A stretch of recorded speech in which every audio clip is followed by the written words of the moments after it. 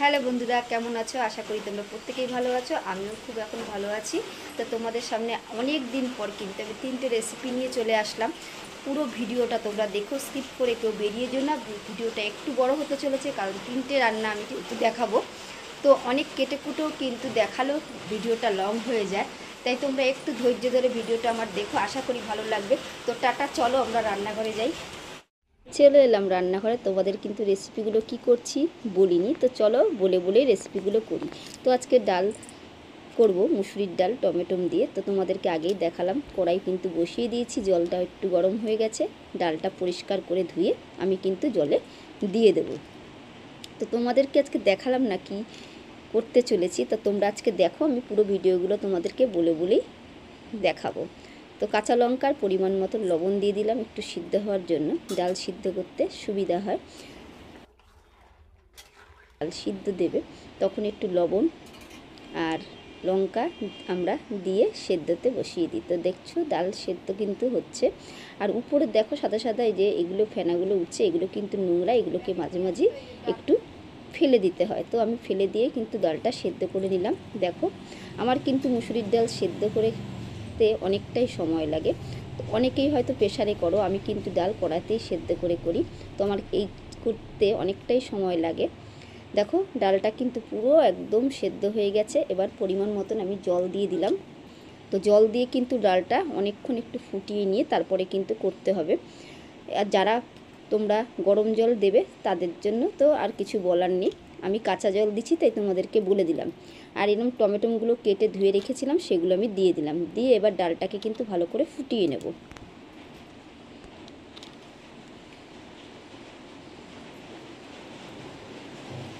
দেখো একটু এবার পরিমাণ মতন হলুদ দিয়ে দিলাম, আর লবণ তো আগেই দিয়ে দিচ্ছি, আর দেওয়ার এখন দরকার নেই।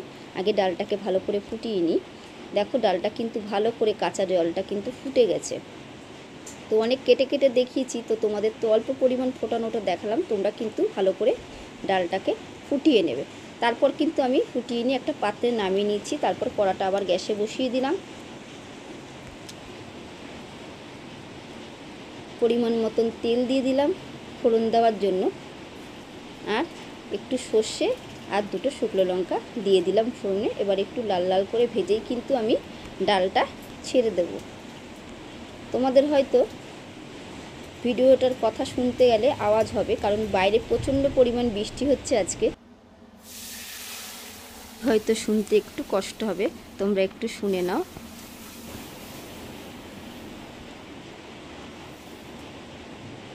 দেখো আমি ডালটা কিন্তু ঢেলে দিয়েছি। এবার কিন্তু ভালো করে ফুটিয়ে নিলেই আমার ডাল কিন্তু করা কমপ্লিট। তারপর একটা পাত্রে আমি নামিয়ে নেব। পরের রেসিপি ঢেঁড়স আলু ভাজা। তো ঢেঁড়স আলু ভাজা কেটে নিয়েছি ধুয়ে, তারপর কড়া বসিয়ে দিলাম, পরিমাণ মতন তেল দিয়ে দিলাম। তেলটা গরম হলেই কিন্তু আমি কেটে রাখা আলু আর ঢেঁড়স ভাজাগুলো দিয়ে দেবো। আর সঙ্গে তোমরা যদি কেউ কাঁচা লঙ্কা খেতে চাও দিয়ে দিও, আমি কিন্তু কাঁচা লঙ্কাও দিয়ে দিয়েছি। আর পরিমাণ মতন হলুদ লবণ দিয়ে এটাকে নেড়ে ছেড়ে ভালো করে ভেজে নেব। কারণ যেহেতু ভিডিওটা আমি আজকেরই, তো আমি অডিও বসাচ্ছি দিনের বেলাতেই, বুঝতেই পারছো। আর বাড়িটা আমার রোডের পাশে, যেহেতু বাড়ির পাশ দিয়েও গাড়ি ঘোড়াও যায়, আর প্রচুর পরিমাণ বৃষ্টি হচ্ছে। তোমরা বৃষ্টির আওয়াজও শুনতে পারবে, আবার গাড়ি ঘোড়ারও আওয়াজ শুনতে পারবে। একটু কষ্ট হবে, কিন্তু তোমরা একটু কষ্ট করে আমার আওয়াজটা, একটু ভিডিওটা ভালো করে দেখো। দেখো নাড়তে নাড়তে কিন্তু আমার আলু আর ঢেঁড়স ভাজাটা হয়েই গেছে। আমি কিন্তু এভাবেই ঢেঁড়স আলু ভাজা করে থাকি বাড়িতে, তোমরাও করবে, আশা করি ভালো লাগে খেতে। তারপর আমি কিন্তু ঢেঁড়স ভাজাটাকে নামিয়ে নেব, আমার হয়ে গেছে। দেখো তারপর আবার কড়া বসিয়ে দিলাম। কড়া গরম হতেই পরিমাণ মতন আমি তেল দিয়ে দিলাম। দেখো কেটে রেখেছিলাম টমেটোগুলো। তো যেহেতু টমেটোর চাটনি করব, তাই তোমাদের সেটাই দেখাচ্ছি করে। তো পাঁচফোড়ন আর শুকনো লঙ্কা অল্প পরিমাণ দিয়ে আমি একটু ভেজে নিয়ে কিন্তু টমেটোগুলো দিয়ে দেবো। তোমরা যেরকম ঝাল খাবে সেরকম দেবে। আমি অল্প পরিমাণ দিয়েছি, যেহেতু চাটনিটা বেশিটাই ভালোবাসে আমার মেয়ে। তো মেয়ে ঝাল দিলে খেতে পারবে না, তাই জন্য কিন্তু আমি অল্প দিলাম। আর সঙ্গে লবণ দিয়ে আমি নেড়ে চেড়ে কিন্তু ঢাকা দিয়ে দেবো। কারণ টমেটোটা যত মুছবে ততই কিন্তু খেতে ভালো লাগবে, আর টমেটোমের দানাগুলো মুখে পড়বে না, ছাবাগুলো মুখে পড়বে না যদি ভাপে ভাপে বেশি সময় নিয়ে করো। তো আমি ঢাকনা খোলা, দেখছো টমেটো কিন্তু পুরো গলে গেছে।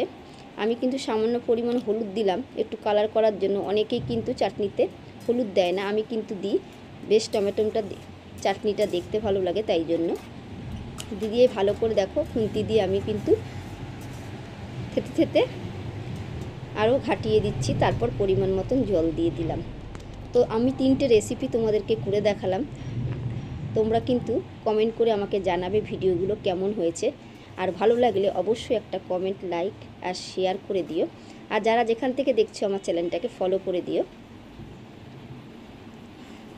তারপর পরিমাণ মতন আমি চিনি দিয়ে দিলাম, তোমরা যে যেরকম চিনি খাবে সেরকমই দেবে। তারপর কিন্তু আমি শুকিয়ে নিয়ে আমার টমেটো রেডি। আজকের জন্য এটুকুনি ভিডিও, টাটা বন্ধুরা, সবাই ভালো থেকো।